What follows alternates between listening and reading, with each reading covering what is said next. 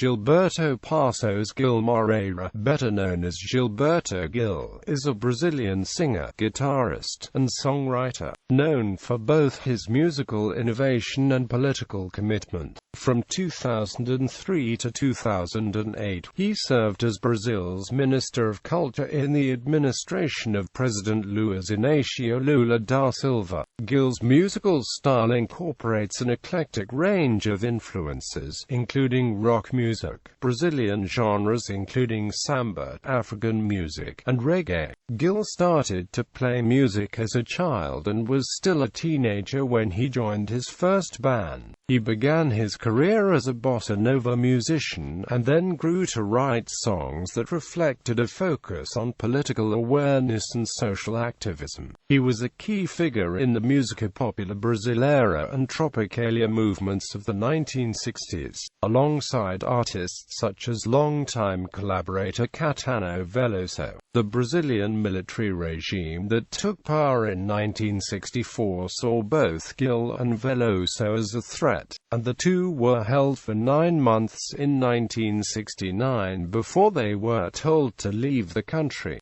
Gil moved to London, but returned to Bahia in 1972 and continued his musical career, as well as working as a politician and environmental advocate. Biography. Early years. Gil was born in Salvador, an industrial city in the northeast of Brazil, though he spent much of his childhood in nearby Chico. Chico was a small town of fewer than 1,000, located in the Sertão, or countryside, of Bahia. His father, José Gil Moreira, was a doctor, his mother, Claudina Passos Gil Moreira, an elementary school teacher. As a young boy, he attended a Marist Brothers school. Gil remained in Chico until he was 9 years old, returning to Salvador for secondary school. Gil's interest in music was precocious. When I was only 2 or 2.5, he recalled, I told my mother I was going to become a musician or a president of my country. Quote, he grew up listening to the forró music of his native Northeast, and took an interest in the street performers of Salvador. Early on, he began to play the drums and the trumpet, through listening to Bob Nelson on the radio. Gil's mother was the chief supporter in his musical ambitions. She bought him an accordion and, when he was 10 years old, sent him to music school in Salvador, which he attended for 4 years. As an accordionist, Gil first played classical music, but grew more interested in the folk and popular music of Brazil. He was particularly influenced by singer and accordion player Luiz Gonzaga. He began to sing and play the accordion in an emulation of Gonzaga's recordings. Gil has noted that he grew to identify with Gonzaga because he sang about the world around the world that encountered. During his years in Salvador, Gil also encountered the music of songwriter Dorival Caymmi, who he says represented to him the beach-oriented samba music of Salvador. Gonzaga and Caymmi were Gil's formative influences. While in Salvador, Gil was introduced to many other styles of music, including American big band jazz and tango. In 1950, Gil moved back to Salvador with his family. It was there, while still in high school, that he joined his first band, Os Desafonados, in which he played accordion and vibraphone and sang. Os Desafonados was influenced by American rock and roll musicians like Elvis Presley, as well as singing groups from Rio de Janeiro. The band was active for 2 to 3 years. Soon afterwards, inspired by Brazilian star João Gilberto, he settled on the guitar as his primary instrument and began to play bossa nova. Musical career. Gil met guitarist and singer Caetano Veloso at the Universidade Federal da Bahia in 1963. The two immediately began collaborating and performing together, releasing a single and EP soon afterwards, along with Maria Bethânia, Gal Costa, and Tom Zé Acute. Gil and Veloso performed bossa nova and traditional Brazilian songs at the Vila Velha Theatre's opening night in July 1964, a show entitled Nos, or Exemplo. Gil and the group continued to perform at the venue, and he eventually became a musical director of the concert series. Gil collaborated again with members of this collective on the landmark 1968 album Tropicalia, Our Panis e Circenses, whose style was influenced by the Beatles' Sgt. Pepper's Lonely Hearts Club Band, an album Gil listened to constantly. Gil describes Tropicalia, Our Panis e Circenses as the birth of the Tropicalia movement. As Gil describes it, Tropicalia was a conflation of musical and cultural developments that had occurred in Brazil during the 1950s and 1960s, primarily bossa nova and the Jovem Guarda collective, with rock and roll music from the United States and Europe, a movement deemed threatening by the Brazilian government of the time. Early on in the 1960s, Gil earned income primarily from selling bananas in a shopping mall and composing jingles for television advertisements. He was also briefly employed by the Brazilian division of Unilever, Jesse Lever. He moved to Sao Paulo in 1965 and had a hit single when his song, Luva Sao, was released by Elis Regina. However, his first hit as a solo artist was the 1969 song Aquele Braco. Gil also performed in several television programs throughout the 1960s, which often included other tropicalistas,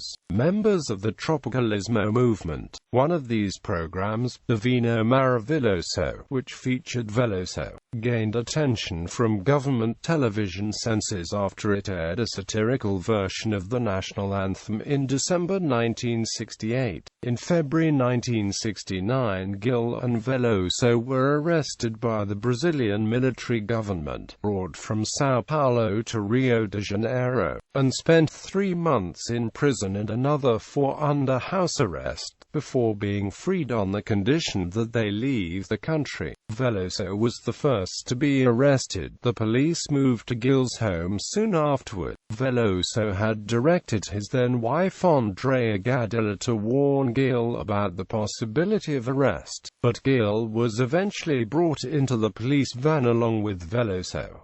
They were given no reason or charge for their arrest. Gil believes that the government felt his actions represent a threat, something new, something that can't quite be understood, something that doesn't fit into any of the clear compartments of existing cultural practices, and that won't do. That is dangerous.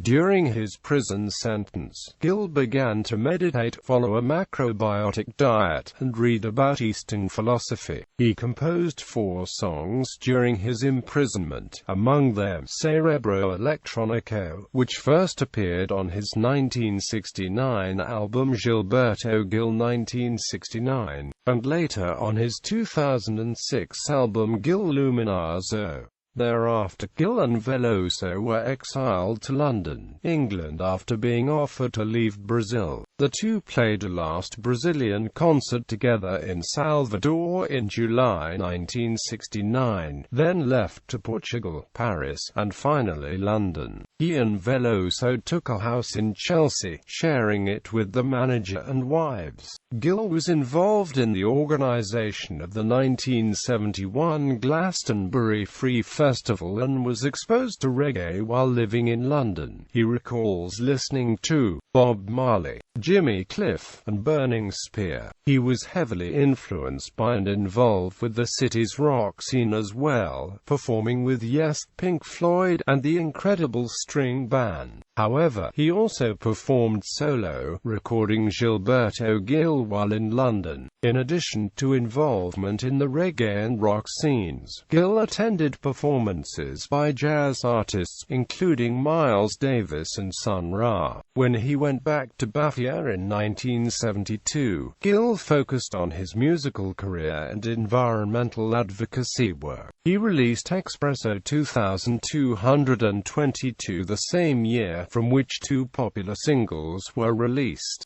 Gil toured the United States and recorded an English-language album as well, continuing to release a steady stream of albums throughout the 1970s, including Real J and Refazenda. In the early 1970s, Gil participated in a resurgence of the Afro-Brazilian afoxé tradition in Carnival, joining the Filhos de Gandhi performance group, which only allowed black Brazilians to join. Gil also recorded a song titled Patuscada de Gandhi, written about the Filhos de Gandhi, that appeared on his 1977 album Re Favela. Greater attention was paid to afoxé groups in Carnival because of the publicity that Gil had provided to them through his involvement. The groups increased in size as well. In the late 1970s he left Brazil for Africa and visited Senegal, Ivory Coast, and Nigeria. He also worked with Jimmy Cliff and released a cover of No Woman, No Cry with him in 1980, a #1 hit that introduced reggae to Brazil. In 1996, Gil contributed Refazenda to the AIDS benefit album Red Hot Plus Rio, produced by the Red Hot organization. In 1998, the live version of his album Quanta won Gil the Grammy Award for Best World Music Album. In 2005, he won the Grammy Award for Best Contemporary World Music Album for Electroacustico. In May 2005, he was awarded the Polar Music Prize by Carl Sixteen Gustaf of Sweden in Stockholm, the prize's first Latin American recipient. On October 16 of the same year, he received the Legion d'honneur from the French government, coinciding with the année Écoute du Brésil in France. In 2010, he released the album Écoute na Festa, a record devoted to forró, a style of music from Brazil's northeast. His tour to promote this album received some negative feedback from fans who were expecting to hear a set featuring his hits. In 2013, Gilberto Gil plays his own role as a singer and promoter of cultural diversity in a long feature documentary shot around the Southern Hemisphere by Swiss filmmaker Pierre-Yves Bourgeot. Veramundo, a musical journey with Gilberto Gil, distributed worldwide. The film also inaugurates the TIDE experiment for pan-European and multi-support releases. Political career. Gil describes his attitude towards politics thus: "I'd rather see my position in the government as that of an administrator or manager. But politics is a necessary ingredient." His political career began in 1987, when he was elected to a local post in Bahia and became the Salvador Secretary of Culture. In 1988, he was elected to the City Council and subsequently became City Commissioner for Environmental Protection. However, he left the office after one term and declined to run for the National Congress of Brazil. In 1990, Gil left the Brazilian Democratic Movement Party and joined the Green Party. During this period, Gil founded the environmental protection organization Onda Azul, which worked to protect Brazilian waters. He maintained a full-time musical career at the same time, and withdrew temporarily from politics in 1992, following the release Parabolic Amara, considered to be one of his most successful efforts. On October 16, 2001, Gil accepted his nomination to be a Goodwill Ambassador for the Food and Agriculture Organization of the United Nations, having promoted the organization before his appointment. When President Luiz Inácio Lula da Silva took office in January 2003, he chose Gil as Brazil's new Minister of Culture, only the second black person to serve in the country's cabinet. The appointment was controversial among political and artistic figures and the Brazilian press. A remark Gil made about difficulties with his salary received particular criticism. Gil is not a member of Lula's Workers' Party and did not participate in creating its cultural program. Shortly after becoming minister, Gil began a partnership between Brazil and Creative Commons. As minister, he has sponsored a program called Culture Points, which gives grants to provide music technology and education to people living living in poor areas of the country's cities. Gil has since asserted that you've now got young people who are becoming designers, who are making it into media and being used more and more by television and samba schools and revitalizing degraded neighborhoods. It's a different vision of the role of government, a new role. Gil has also expressed interest in a program that will establish an internet repository of freely downloadable Brazilian music. Since Gil's appointment, the department's expenditures have increased by over 50%. In November 2007, Gil announced his intention to resign from his post due to a vocal cord polyp. Lula rejected Gil's first two attempts to resign, but accepted another request in July 2008. Lula said on this occasion that Gil was going back to being a great artist, going back to giving priority to what is most important to him. Personal life. Gil has been married 4 times. His 4th wife is Flora Nair Giordano Gil Moreira. The couple has 5 children, 4 of whom are still living. The 5th child, Pedro Gil, egotrips drama, died in a car accident in 1990. Preta Gil, an actress and singer, is his daughter. Gil's religious beliefs have changed significantly over his lifetime. Originally, he was a Christian, but was later influenced by Eastern philosophy and religion, and, later still, explored African spirituality. He is now an agnostic. He practices yoga and is a vegetarian. Gil has been open about the fact that he has smoked marijuana for much of his life. He has said he believes that drugs should be treated like pharmaceuticals, legalized, although under the same regulations and monitoring as medicines. Musical style and influences. Gil is a tenor, but he sings in the baritone falsetto register, with lyrics and/or scat syllables. His lyrics are on subjects that range from philosophy to religion, folk tales, and wordplay. Gil's musical style incorporates a broad range of influences. The first music he was exposed to included the Beatles and street performers in various metropolitan areas of Bahia. During his first years as a musician, Gil performed primarily in a blend of traditional Brazilian styles with 2-step rhythms, such as baião and samba. He states that, "My first phase was one of traditional forms.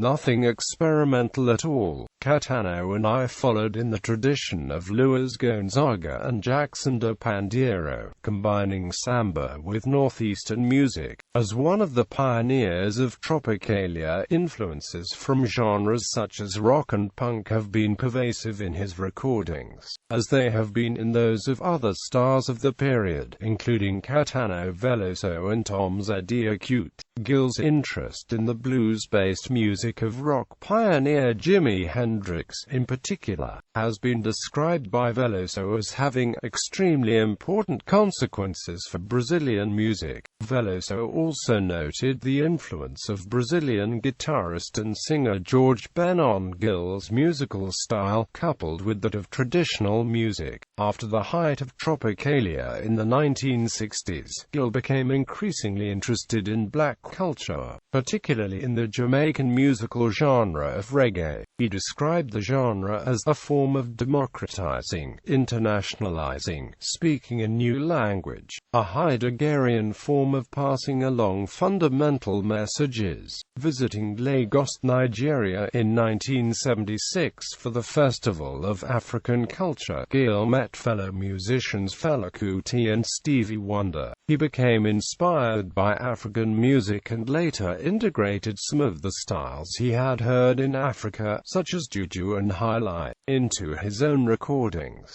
One of the most famous of these African-influenced records was the 1977 album Refavela, which included Na Norte da Saudade, a song heavily influenced by reggae. When Gil returned to Brazil after the visit, he focused on Afro-Brazilian culture, becoming a member of the Carnaval Afoxé group Filos de Gandhi. Conversely, his 1980s musical repertoire presented an increased development of dance trends, such as disco and soul, as well as the previous incorporation of rock and punk. However, Gil says that his 1994 album Acoustic was not such a new direction, as he had previously performed unplugged with Caetano Veloso. He describes the method of playing as easier than other types of performance, as the energy of acoustic playing is simple and influenced by its roots. Gil has been criticized for a conflicting involvement in both authentic Brazilian music and the worldwide musical arena. He has had to walk a fine line, simultaneously remaining true to traditional Bahian styles and engaging with commercial markets. Listeners in Bahia have been much more accepting of his blend of music styles, while those in Southeast Brazil felt at odds with it. Discography,